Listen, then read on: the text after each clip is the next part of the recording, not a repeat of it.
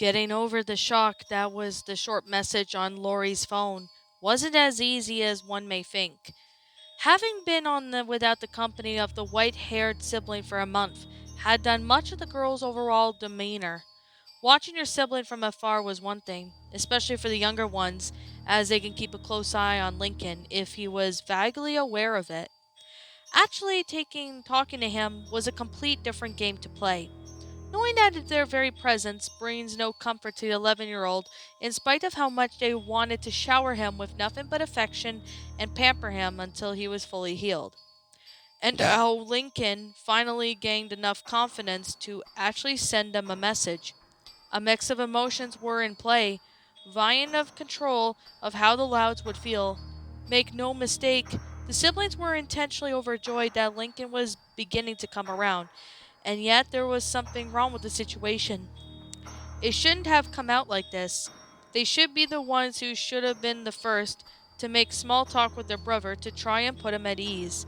They should have been the ones to send the message out to their brother, the first to make it clear that they weren't going to harm him. They were the ones who so desperately needed to apologize. Alright, they did. It just ended up driving their brother further away from that one visit at the hospital. And since then, per their parents' instructions, all their non-infancy loud cis girls avoided some sort of contact with Lincoln. By now, by some sort of sheer fortune, or Dr. Lopez has some miracle worker, the girls had finally had the opportunity to actually communicate with him, and they weren't going to waste it. Lola was the first to get out of the shock, rubbing off any food particles that are still in her mouth after her short choking first. Don't just sit there! Do something! Or say something, even! Lori bit her lower lip, very hesitant to touch her virtual keyboard. Her thumbs were planted firmly on the sides of her phone, as if they were glued on the spot. What should I say? It's not like I just expected him to send me a text. Lynn reached over and grabbed the phone. Well, if you aren't going to say something, I will. His arm is still in the cast because of me. Oh, no, you don't! A small hand snatched from the jock's fingers.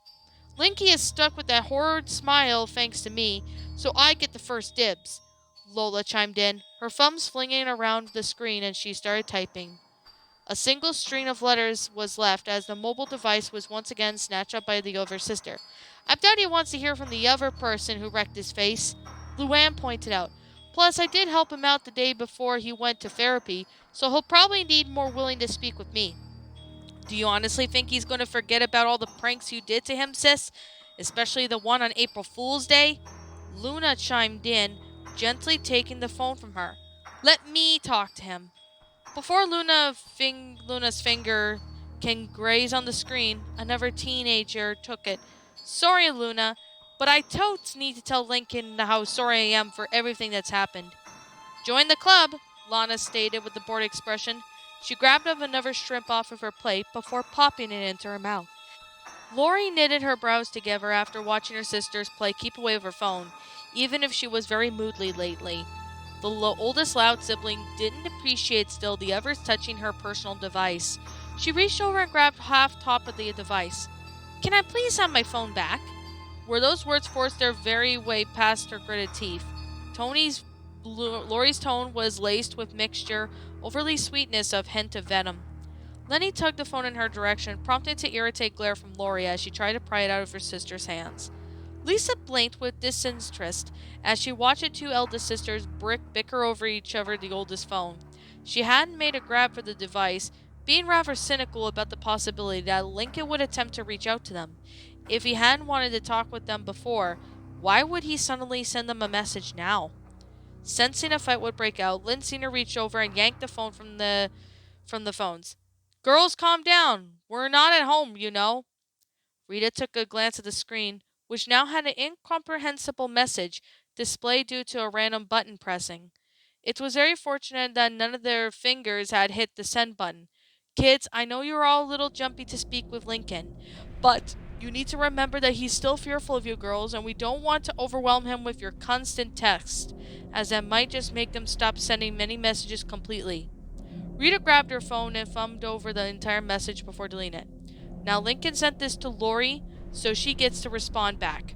The Marge handed the phone back to the oldest child, who gladly accepted. "If I may inquire, Mother," Lisa spoke absent-mindedly, picked at her food, "how exactly do we know that's Lincoln and not someone who's using his phone? I find it hard to believe that was petrified he is of 9 of us. He would suddenly develop a gal to actually initiate contact. Not that I don't believe in miracles, but I just find that hard to believe." Lori thinned her lips as another wave of irritation engulfed her. "Well, you're the smart one. Don't you have anything that traces calls or whatever?" Lisa squinted her eyes as she gave a sidewise glance. "No." She smiled sheepishly. Unamused from the stares of her siblings, made it clear that they weren't convinced. Breathing out through her nose. "Okay, I do. Unfortunately, it's at home." Lola turned her attention to the mobile device, giving a cold glare at the hard casting. "If it is an imposture, I'm going to do something that will give him nightmares for years." Both Lana and Luann shifted their seats at least a few inches from the former princess, says, as small beads of sweat forming at the sides of their heads. If Lola ever spoke in that way that sounded like death had it in your sights, it meant that she was going to fully carry out her threat. There was a reason that she was so feared of the pageant circuit, after all. Lori rolled her eyes before taking a quick look at the message history, and Lincoln didn't text much in the past, so she could send a few messages from months ago. One in particular was the OSS message to come home early from the time the team was out on the picnic with Roberto. Since Lori knew about the emotional undertone texts typically carried, she could tell that the 3 dots to the letters means the person was either anxious or upset. "I don't see any reason why I shouldn't believe this isn't Lincoln, so." Lori glued her thumbs over the touchscreen keyboard as she formed a reply. "Out of curiosity, why did you send it to Lori's phone?" Clyde asked, peeking over Lincoln's shoulder. "It's totally not for anything related of how pretty she is." The loud sent him a half-idled stare, as if he didn't want to believe him. "What? After what Lori did, I don't see her as much of an angel as I used to." Clyde shrugged. "Given how many times you stared at her from a distance," Lincoln said dryly. The nerdy kid gave a nervous chuckle. "Speaking of staring, there was this one girl who kept staring at me several times today." "Was it Haku?" Lincoln half joked, managing a small smile. He knew that the two always remained close since Sadie Hawkins' dance, and most of their friends were actually actual couple. "No, it was that other girl named Astrid." Lincoln raised a brow. "Astrid? Yeah, she's one of Ronnie Ann's friends. She tried asking me something, but then she got nervous, I guess. I mean, she started to say something, froze up, and ran off." Clyde dragged her hand through his hair. "I gotta remember to ask Ronnie Ann about her." Lincoln had a feeling that it might have been due to the fact that Astrid had a crush on Clyde, seeing that her mannerisms are similar to how Clyde acts around Lori, minus the nosebleeds. Yet his best friend remained oblivious to it. He couldn't say it out loud, but Lincoln thought Clyde would be better off if he didn't fawn over the monster like one of his sisters. Plus, Lori was too old for him anyway. The white-haired child then turned back on the screen, his depression increasing as no new message popped up. Lori always had her phone with her. It's like she's glued to her hands. I always thought she'd be most likely to see it, even if she doesn't like texting her that much. Why's that? She said that she does not have time for my useless messages. It had been roughly 8 minutes since Lincoln sent that text, and still hadn't got a reply. His lips curled down, eyelids drooping a bit, as he fought his older sister to lean his message came to bear.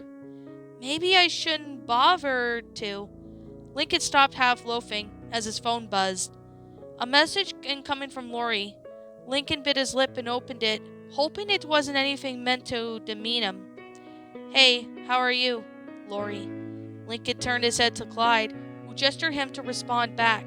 The ticks from the phone echoed around the room as Lincoln typed back. "Okay, I guess." Lincoln. Lori paused for a moment, wondering how she could make a small talk with her brother. She didn't want to press anything that she didn't have a clear topic in mind, so she hoped that he would direct the conversation. He did text her first, after all. "Is there anything you want to talk about?" Lori. "No, not really. It's just been a while since we last even talked." Lincoln. "Okay, well, I'm here for you if you need anything. Love you, bro." Lori. Lincoln's thumbs hovered over the screen, his body freezing up as an internal debate raged of how he should answer that. He didn't want to make it seem as if he was brushing off the comment, but as if he loved previously had for his sisters. Most of them, in fact, not just wasn't there. Past moments of hugs and kisses had been forgotten, replaced by memories of fists and harsh words. Seeing that Lincoln hadn't replied yet or wasn't going to, Lori sighed and set her phone down. However, she had to pick it up when it buzzed again. The short message even felt as if someone put a stake in her heart. I love you too, Lincoln. The casual observer might have been looked as if the person typed the message and forgot to put spaces in it. But not to Lori. Lincoln had gave her the I love you messages before. They didn't look nearly as forced as this one did. Lori, what's wrong? Lenny asked. The teen slumped her shoulders and leaned back in her chair. I'd rather not discuss it. Not here, at least. The girls had even had parents glance at each other, wondering if something went wrong. The siblings took turns reading over the conversation, not fully understanding why Lori, because of it became a downcast. Aside from the last message, it seemed short and sweet. Lynn took a glance at it and then looked at Lori. The Jacques' heart sank a bit as she started to dread on the sibling meeting that was for sure to take place when they got home. And speaking of home, Lynn knew that she was going to have to break out her punching bag, pad, and mitts for a specific purpose once the family returned from the storage place tomorrow. Taking out her phone, she sent a text to one person in particular. Meet me at my house at 2 p.m. tomorrow, and make sure to bring some tape for your hands. Lynn. Why would I need tape for my hands? Ronnie Ann. Trust me, you're gonna need it. Lynn. Back at Clyde's house, Lincoln set the phone down and breathed in before giving a heavy sigh. His eyes were downcast as if he felt that something was missing. So how do you feel now? Clyde asked him. I don't really know, Clyde.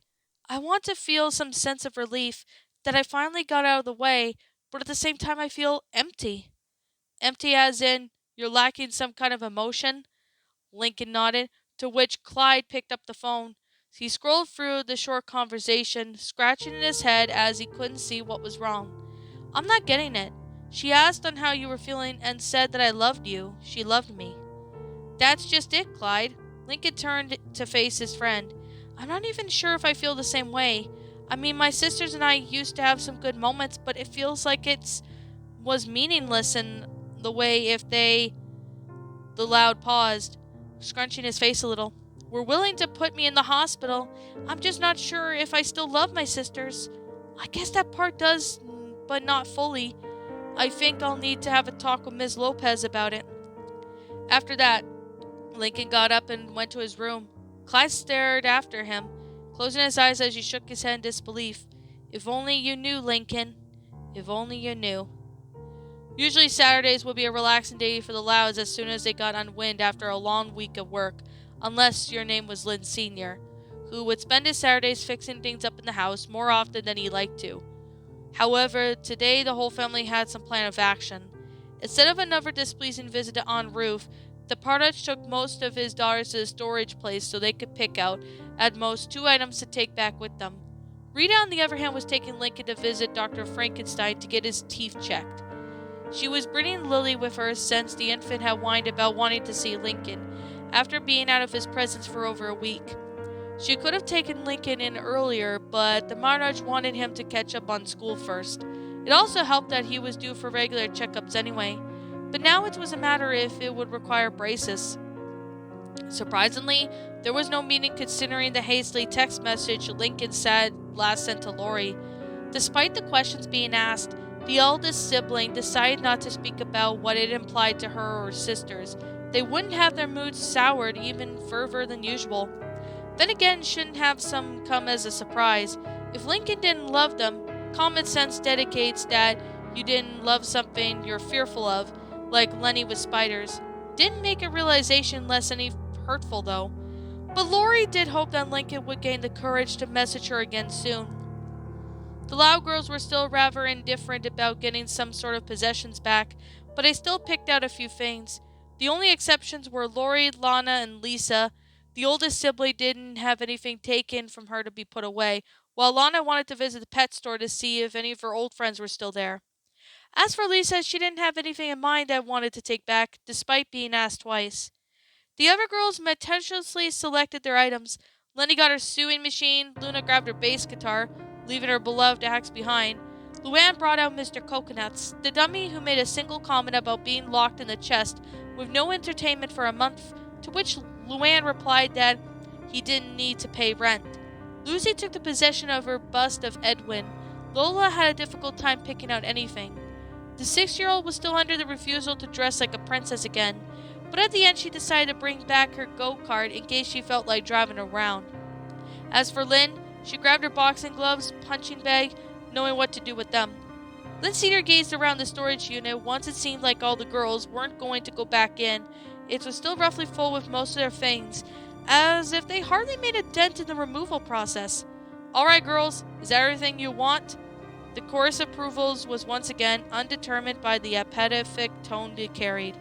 Given a sigh, the father locked up the unit before everyone piled into the van.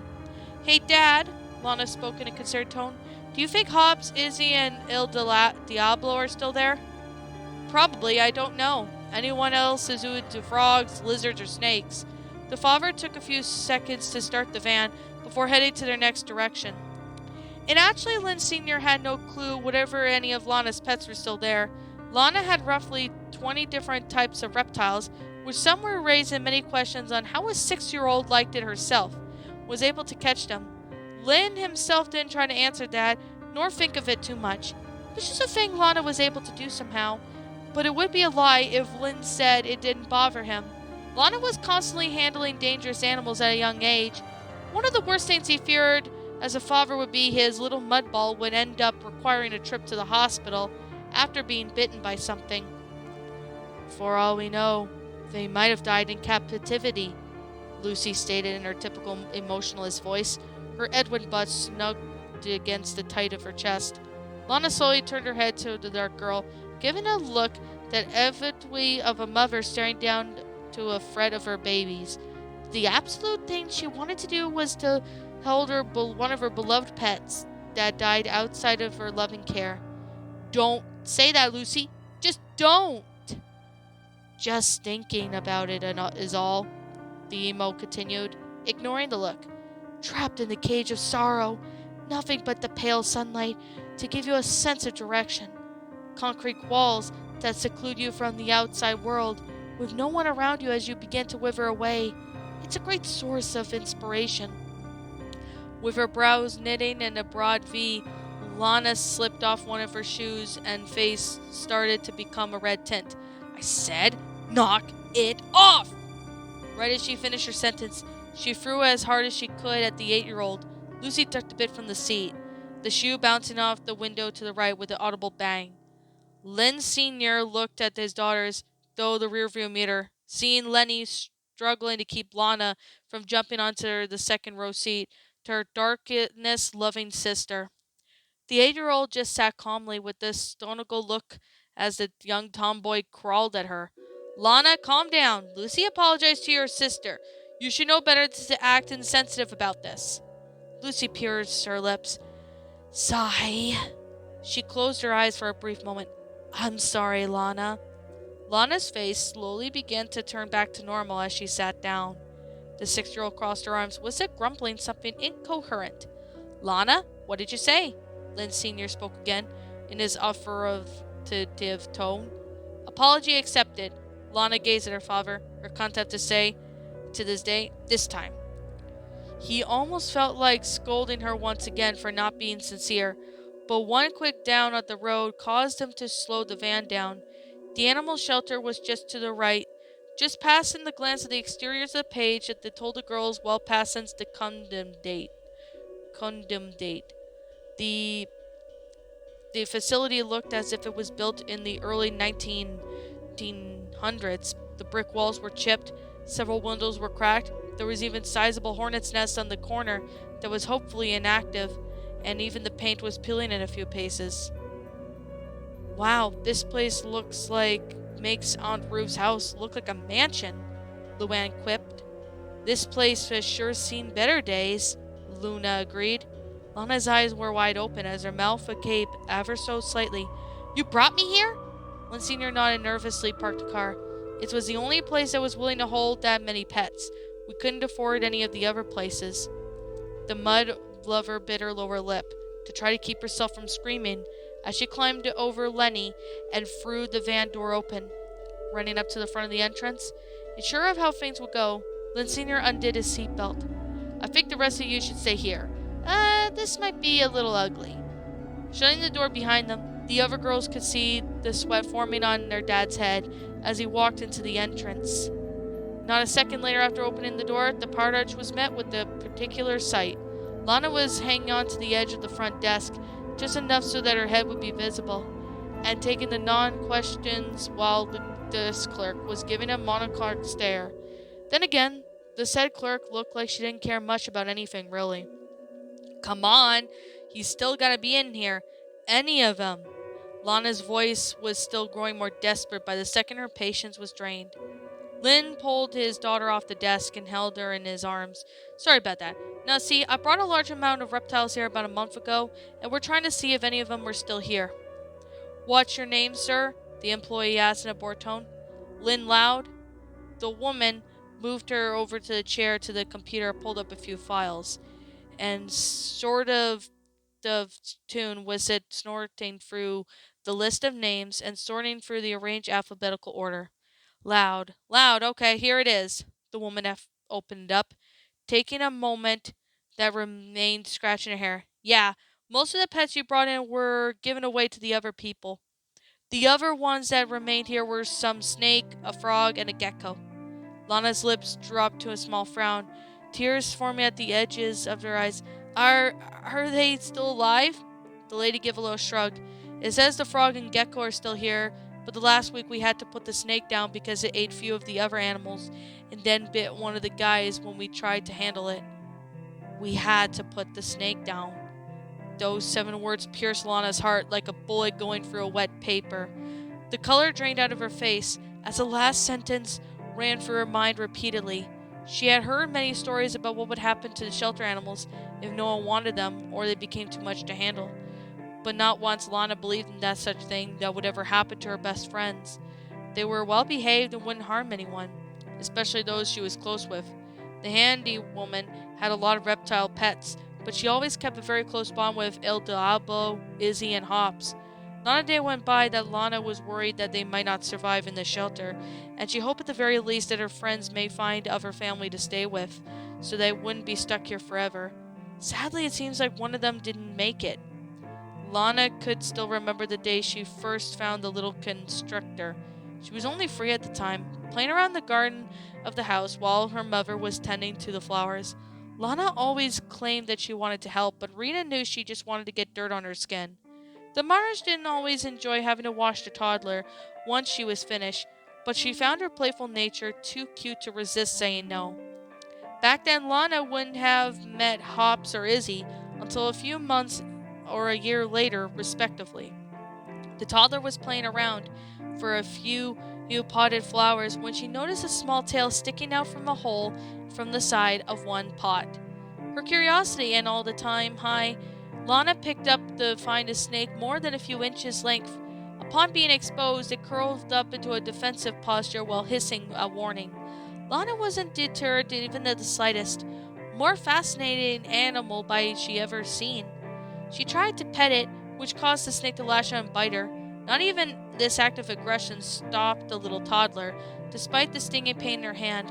Because the snake wasn't venomous, there was no risk of Lana being poisoned. Laying a hand for the snake, it managed to calm down once it realized it was not going to be harmed. Lana then scooped up the snake and showed it to her mother, who immediately demanded that she put it down and let it be. Sadly, Lana had to obey and let the serpent wander back into the foliage, but it wouldn't last time because they saw each other. A few days later, Lana was playing outside with her twin when they both heard a hissing sound. Upon seeing the snake, Lola immediately screamed and ran off, but Lana had a sense of familiarity with the reptile. Upon closer inspection, she saw that it was the same one to be set free not too long ago. Knowing that her parents would act, Lana decided to keep the snake in secret, feeding and caring for it like a mother would to a child. The tomboy even gave it the name. El Diablo. She named him that due to how feisty the snake would get if not handled properly. Now all the secrets, though, hers eventually came out, but Lana wasn't about to let her pet's parents tell her to get rid of her friend. After a long discussion about having a pet, the parents decided to let her keep the snake as long as she took full responsibility. The months of taking care of her snake allowed Lana to grow an interest in reptiles, and she later met two of her best friends some months down the road. From then on, Lana would become curious of nearly all types of animals, but she still preferred reptiles. Now, this one snake who helped ignite Lana's interest was gone. He probably spent the last few moments wondering where she was, and she wasn't coming. She wasn't coming for him. Water pooled at the bottom of the girl's eyes, and her bottom lower lips quivering at the fact that she'll never see El Diablo again, swelled in her gut. However, Great Depression was soon turning into something else. The young girl's face started to turn a deep shade of red, her lips parting to reveal 2 rows of clenched teeth. Tears started to leak out of the corners of her eyes before she gave a primal yell, an attempt to lunge at the shelter employee. Lynn Sr. was quick to his daughter's rage and held her tight. The 6-year-old squirmed from his grip to try to get loose, nearly succeeding a few times before the partridge reaffirmed his hold on her. Despite this, Lana could easily use something big as heavy as a duty pipe wrench, and have enough strength to use it as a weapon if she felt like it. The woman gave a surprised look for a few seconds before shrugging it off. She left the desk to go retrieve her 2 other pets the lads were referring to, while letting the father deal with his clearly pissed off daughter. Seeing she was unable to reach her target, Lana turned her ire on the father. The tomboy punched and kicked in Lynn Sr.'s chest with as much energy as she had. The partridge groaned as his daughter kept pelting him with hits, but he knew that she would eventually wear herself out. After raising 11 kids with different personalities and physical traits, the father had to keep track on how long it would be until for allowed to simmer down if they started to have a tantrum. In Lana's case, it was 20 seconds. "This is all your fault! Why did you have to bring them here of all places? Why couldn't you just let them go back in the wild, or even took them to a pet store?" Lana yelled at her father's chest as she continued to wail on him. The 6-year-old opened her palm just repeatedly, smacking against Lynn Sr., which hit, increasing and decreasing in strength. "I hate you! I hate you! I hate you!" The man withstood his assault his daughter gave him, even though he was nearly wanting to put her down to give his aching chest time to heal. But just as he fought, 20 seconds had passed. Lana was shriveling a mess in his arms. She had just hung limp and grasped, doing nothing but staining Lynn Sr.'s sweater with her tears. At the end, Lana knew it wasn't her father's fault, and while he was practically responsible for much of her own doing, her beating on Lincoln as much as she did caused her punishment to happen. To lose most of her pets save for 2, while she still had never seen it coming. One thing was practically clear in the little girl's mind. She was the reason her best friend is dead. It was a hard pill to swallow, and Lana knew there was nothing she could change that. Outside, the rest of the girls were growing a bit anxious, and their father and Lana had been directed to the building over 20 minutes. It was probably either not going well, since the siblings swore they could hear Lana screaming not too long ago. Either Lana is excited to get her gross frog back, or she's upset that she was sold, Lola said, one in particular. "I'm sure it wouldn't be that bad, right?"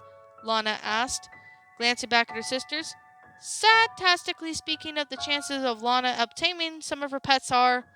Lisa paused, doing the math in her head, extending her fingers for reference before finally getting a solution. "Approximately 35%, and that's because they might have been sold here, since reptilians are one of the most easiest creatures to obtain for the first-time pet owners due to their size and management." "Wouldn't that be cats and dogs?" Lynn stated. "I mean, it wasn't hard raising Cliff and Charles." Lola furrowed her brows. "To tell that to my bed sheets. You really think that a Felis catus and Canis lupus familiaris would pretty much keep upkeep and maintenance than a reptilian?" Lisa pushed her glasses further upon her head to scratch the skin under her left eye. "For For the most part, you'll just need to keep them warm in a cage suited to their natural environment. How would you know? I thought they were more interested in chemistry than biology, Lynn pointed out. Correction, I am heavily invested in both. I've just had one more look at the biological spectrum over the past month. They're coming back, Lori spoke, seeing her father carrying Lana as well as the cage that held both Izzy and Hobbs. The girls grew worried when they noticed a distraught look on the young tomboy's head, and as well as the pink tint in her eyes. Guess Lana didn't take something, well, Lori quipped. Lucy studied Lana's face, her eyes widening a bit. The goth gave a heartfelt sigh. I know that look. It's that someone's mourning for another. She curled up in her seat, hugging Edwin tighter, as if the image of her depressed sister was practically engraven in her hand. The 8-year-old was only joking when she talked about how Handy Woman's pets were dying in the shelter. She would never wish that on anyone, but just to see that joke turn into an actual truth made her soul weep for her sister. I regret everything I said about her pets. Sometime around 2 in the afternoon, Ronnie Ann made up to the front porch of the loud abode. Instead of wearing the typical hoodie, she had a plain white t-shirt due to the increase in rise in temperature. She had expected Lynn to make her sweat, so she just threw on something that she didn't mind getting dirty. On instinct, she had reached for the doorbell, only to pause when her hand was inches from touching it. Lynn said something about the button always being on the frizz, shocking anyone who pressed it. The Hispanic girl felt lucky that memory came up, or she would have to deal with getting rid of aftershocks in her body. Moving her hand away from the bell, she had balled it up before moving it towards the doorframe. Right as she was about to knock, Ronaldo nearly hit Lori in the stomach as the teen opened the door. Gah! Lori flinched as she fell backwards, a little before regaining her composure. Oh, hi, Ronnie Ann. What are you doing here? I'm here for Lynn. She told me to meet me around this time for whatever she wanted me to do. The 11-year-old shrugged. Lori squinted her eyes and folded her arms. You guys aren't going to fight again, are you? I really hope not, Ronaldo grimaced awkwardly as her forehead, tingling a little at the memory of that knockout punch, came to bear. No, just a talk, I guess. The tomboy folded her arms, gaining her own doubtful stare. What about you? You look like you were in a rush. Lori unfolded her arms, leaning slightly on the doorframe. I'm going to, She paused, unsure if the people she would talk to would be considered friends, seeing that she had none to speak of right now. I mean, someone's house. Anyway, Lynn's in the backyard. Please don't try and start an argument with her. No one is in the mood for it.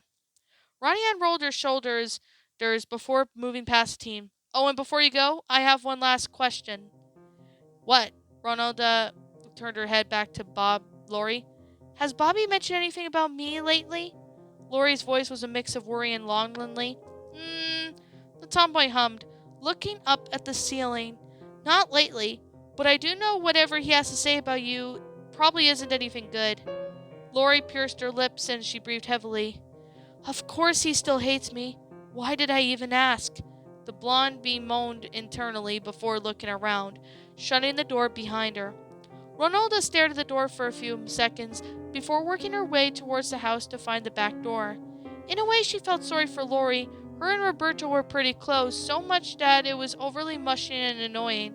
But this wasn't something Lori nor her sisters could easily have forgiven her, and Bobby didn't want to be involved with someone who would beat their own sibling over a minor mistake. Still, Ronnie Ann knew that Bobby was still hurting for Lori to some degree. She occasionally caught him browsing photos over them on dates on his phone. Walking into the kitchen, the tomboy couldn't help but notice how quiet it was in the house.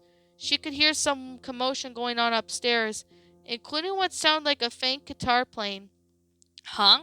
Thought this place would be a lot louder. Ronnie Ann half joked. The sound of chains being rattled throughout her attention to the window, kitchen overlooking the backyard. Outside, Lynn was sitting on a branch as she tied the chain of her punching bag to it. She was dressed in her own workout attire, wearing the black shirt and stripes with black shorts to match. The ponytail that hung on the back of her head was folded into the scrunchie as well. After a few tugs, she had confirmed it was secure. Creaking the back door made her glance at the house, finding just what she wanted to see. "Hey, Ronnie." Lynn jumped off, doing a small roll, when she had landed before standing up. "Glad you made it." The teen flashed her teeth, letting Ronnie Ann see the empty spaces where her teeth used to be. The Hispanic girl flashed her own grin, knowing that there was some open space of her rows of teeth. "Not like I had seen anything else to do. Any reason why it's so quiet in here?" She jerked a thumb back towards the house. "You mean besides what you already know?" Ronnie Ann gave a dull stare, like it was one of the most obvious thing in the world. Lynn had just rolled over with it, turning to grab a pair of soft hand pads on the ground. "Got some stuff for your stuff back, including a couple of Lana's pets. However, one of them died though, so Lucy is planning for a funeral. Miss Queen of Mud is probably still lying in bed right now, with Lola trying to comfort her." She faced Ronalda. "So you brought the tape?" The Hispanic girl dug into her pockets and pulled out some medical tape. "This was all I could get from my house." She occasionally tossed in the air. "Wasn't going to ask Mom because she know what I want to do, what I need it for." "You'll need to make sure your hands aren't aching as much when we're done for the day." Lynn slipped her pads on, flexing her fingers inside them just to get the used to feeling. Normally she would have Lincoln hold them for her, but given the circumstances, whatever, Ronaldo stretched out a piece of tape before beginning to wrap it around her hand. Lynn watched her as the teen's lips, curling into a frown upon noticing how loose the tape was in its placement. She took the pads off and tucked them into their armpit. "You're doing it wrong." The younger tomboy raised a brow. "What are you talking about?" The Jacques gently took her hands and started to unwrap the tape. "One, it's not tight enough, and two, you're wrapping it too close to your fingers." Taking the roll of the tape, Lynn stretched out another piece and started to wrap it onto the girl's hand.